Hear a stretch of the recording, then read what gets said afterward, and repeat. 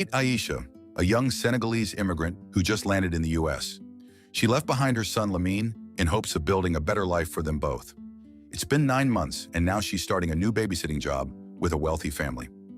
On her first day, she enters the building and the foreign doorman named Malik greets her. Amy, her boss, gives her a tour of the house.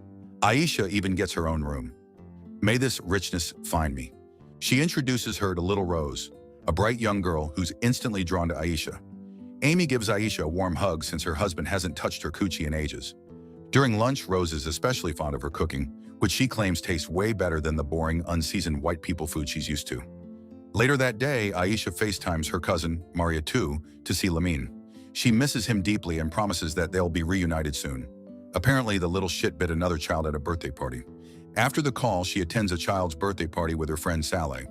The event buzzes with laughter, dancing, and the pulse of African music. But just as they're about to cut the cake, Aisha freezes. For a moment, she sees her son standing where the birthday child should be. But one blink, and he's gone. The next day, Amy calls to check in. She's thrilled that Rose is settling in well with Aisha and mentions that her husband Adam is returning from a trip the following day. She'll need Aisha's help once he's back. Aisha doesn't mind helping. She even agrees to work overnight when Adam is back so she can keep an eye on Rose. Amy recalls Aisha said $100 for overnight stays, but Aisha said it was $150, trying to cheat our girl from her wage. When Aisha gets home that night, she watches a video of her son and softly sings him an African song. It's her little way of staying connected, even from thousands of miles away.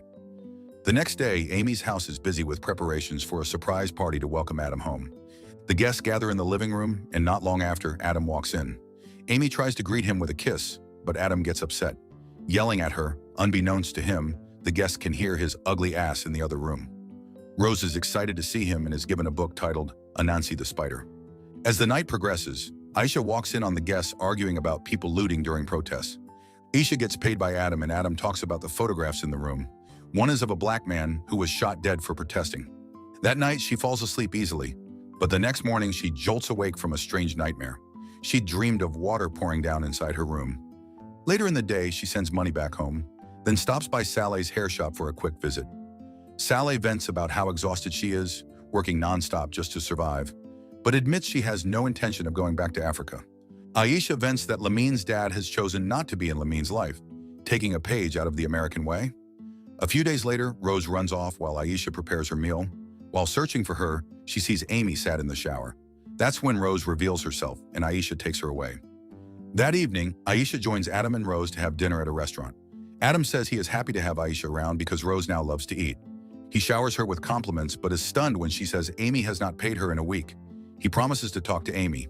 However, their dinner is interrupted when Adam's side piece, dim sum, arrives. After dropping Rose off, Aisha heads home. But along the way, she bumps into Malik, the receptionist at Amy's building. Malik is foreign, and she knows it. He flirts a little, making her laugh when he correctly guesses she's from Senegal. The moment is brief but warm. He smiles and lets her go since it's getting late. A few days later, Aisha tries calling Maria too, but the call goes straight to voicemail. Feeling a little off, she glances out at the nearby river and freezes when she sees a figure floating in the water. But it fades after she looks away. The next day at work, Aisha spots a boy wandering the hallway. Turns out he's Bishop, Malik's son. He's got a mischievous smile and doesn't waste time stirring the pot, casually telling Aisha that his dad likes her. Malik doesn't even try to play it cool. He owns it, asks for her number, and offers to take her out sometime. Aisha agrees. Yes, girl, get your mans. That evening, she stops by Malik's place. His grandmother, Kathleen, greets her warmly and invites her in for tea. On the wall hangs a painting of a mermaid, and Kathleen explains that it's said to attract wealth and fertility, but warns that such spirits can be dangerous and unpredictable. Aisha glances at the painting and admits she's seen something like it before, but doesn't believe in the supernatural. Then Kathleen asks, "What's your child's name?" Aisha stutters. She never mentioned Lamine. Before she can respond, Malik walks in, ready for their date. Still shocked, Aisha blurts out her son's name before they leave. Over dinner, Aisha brings up Kathleen out of curiosity, and Malik casually explains that she's a priestess. Their conversation takes a turn when Malik discovers that Aisha has a son. He's shocked but genuinely thinks the kid is adorable after seeing his photo. When Aisha asks about his own family, Malik mentions he has 5 kids with 5 different baby mamas. "Girl, run!" Thankfully, he was joking, but things get heavy when she brings up his mother, Gloria. Malik reveals that his mother passed away and had schizophrenia during his childhood. He opens up about being bullied because of it and how he started building up his body just to scare people off. Aisha, moved by his vulnerability, shares that she lost her mother when she was just 12. After their emotional dinner, Malik takes Aisha home, and the two make some jollof rice with cream. A few days later, Aisha takes Rose to the playground for some fun. While the kids run around, Aisha sits with a few nannies. One of them says that the kid is too fat and eats too much junk, and the kid had criticized her cooking, claiming it to be too spicy because of the salt. But then, something strange happens. She spots a familiar figure, Lamine, standing silently in the rain even though it's not raining. Before she can process it, Rose dashes into the street and nearly gets hit by a car, snapping Aisha back to reality. That evening, Aisha reads Rose a bedtime story from Anansi the spider. When the story ends, she gently asks Rose why she ran off at the park. The girl says, "Anansi told me to." Disturbed, she calls Lamine to check on him, but he's clearly frustrated and tired of waiting to see her. After the call, Amy walks into the house announcing her big promotion, but Aisha couldn't care less. She's just there for her paycheck. When Amy asks her to watch Adam, Aisha flat out refuses. Girl is like, that was not in the job description. At home, Aisha feels unsettled when she looks in the mirror. It's her reflection, but something about it feels off. Another day, after putting Rose to bed, a spider crawls up the wall behind her, but she doesn't notice it. Not long after, Adam invites her over for dinner, and she accepts. While they eat, she reminds him that Amy still hasn't paid her.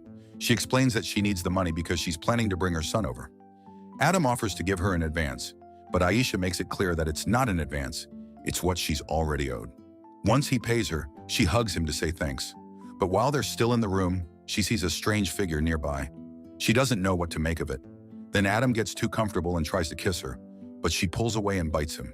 He apologizes for his actions, but begs her not to say shit to Amy. Boy, yo, ugly ass gets around. That night, she tries reaching out to her cousin, but it goes straight to voicemail. A few days later, Aisha takes Rose to a kid's pool for swimming practice. While the others have fun, Aisha submerges herself in water, but when she gets out, she finds no one but a mermaid in the pool. The sight of the being sends chills down her spine, and she struggles against it. However, she wakes up surrounded by kids and realizes she almost drowned. The following day, she visits Kathleen, and Kathleen tells her about mermaids. Kathleen says they are figures of survival and resistance for oppressed people. Yet Aisha wonders what they want from her. Kathleen believes they want to help. According to her, the mermaids tried to warn her about something, but she had to learn the hard way. It's about her late daughter, Gloria, Malik's mom. In the past, her mental condition worsened, and she became a threat to herself and others. Kathleen was scared for Malik and called the police. Yet when they arrived, they treated Gloria like a wild animal, tased, cuffed, and stuffed her in their car. Kathleen tried to interfere, but Gloria was still taken away. Aisha is shocked by this story, and she thinks about it when she leaves the house. One day while she's asleep, a spider creeps into her mouth and she jolts awake. That afternoon, she finds nothing to feed Rose, so she settles on giving her some jollof rice. Rose enjoys the meal, but her mother dislikes it. She thinks it's too spicy for a child's stomach. Aisha shows her there ain't shh in the fridge, and all this time Aisha has been the one paying for Rose's food. Rose is sent to her room. That's when Aisha tells Amy she hasn't been paid for her recent overtime hours. Amy accuses Aisha of losing track of her daughter several times, but Aisha calmly reminds her that her time isn't free. She agrees never to feed Amy such foods again and declines to work overtime for a low pay rate. She raises her price and demands payment in advance, plus what she's owed. Finally, Amy agrees and says Adam will pay her in the morning. It turns out all payments come from her, and her husband is useless. Her husband is trifling and a broke ass. She in a dusty relationship. Just when Aisha tries to leave the house, Rose runs out begging her not to go, and Amy interferes. One day, Aisha spends the night at Malik's and is attacked by a weird snake in bed. And no, it wasn't Malik's D. She screams for help, and Malik wakes up to calm her down. As for the snake, it turns out it wasn't real. A few days pass, and another strange thing happens when she lies to rest. Mold spreads out in her room, and she is almost suffocated to death. But she jolts awake and realizes that it's a dream. Concerned, Adam sees the mold in the room and offers to prepare a couch for her in the living room. After he leaves, Aisha prepares unseasoned shit for Rose, but she flat out rejects it and throws it to the floor. Pissed, Aisha tells her to pick it up and she declines. She only helps when she sees Aisha cleaning up the mess. After that, Aisha prepares the bathtub for Rose. When she's done, she struggles to find Rose and begins hearing strange voices in the house. Then she hears Rose's faint voice saying, "Help me." Immediately, she picks up a knife and mistakenly injures herself while staring lost at a portrait in Adam's office. Upon reaching the bathroom, she slips and falls to the ground. But when she recovers, something takes control of her body and tries forcing her to drown herself. Although terrified, she resists and is shocked to see herself holding a knife pointed at Rose. Immediately, she grabs Rose and hugs her in relief. Later, Aisha tries to explain herself, but Rose calmly says it wasn't her fault. It was Lamine. Aisha is stunned. She never told Rose about him. When she asks how Rose knows, Rose simply says, "Anansi told me." I would have been running for the hills. The next day, Aisha wakes up and sees that Adam has left her pay on the table. Excited, she decides to send money to Mariatu for the flight tickets for herself and Lamine. That evening, when she calls Mariatu, she learns that Lamine is asleep and that their tickets are already booked. Aisha is thrilled as she looks forward to their arrival. The following day, she waits at the airport with Malik, eager to see her son, but Mariatu does not show up. But upon stepping outside, she sees Mariatu in tears and without Lamine. When Aisha asks about him, she sobs, saying that Lamine was swept away by strong waves during their trip to the beach, and she didn't know how to tell her. The news breaks Aisha's heart, and she weeps bitterly. Later, feeling overwhelmed, she leaves Malik's place and heads out to get some air. On seeing the river, she jumps in, trying to reach out to a figure that resembles Lamine. A mermaid helps her to the surface, and she regains consciousness on the riverbank, surrounded by a medical team. It turns out she almost drowned, and that's when she learns that she is pregnant. About 9 months later, she is filled with joy as she gives birth to Malik's child. Damn, that was pretty sad. I like its use of African folklore like Anansi, a spider-like figure who likes to trick people, and Mami Wata, a mermaid that is associated with wealth, healing, and feminine power.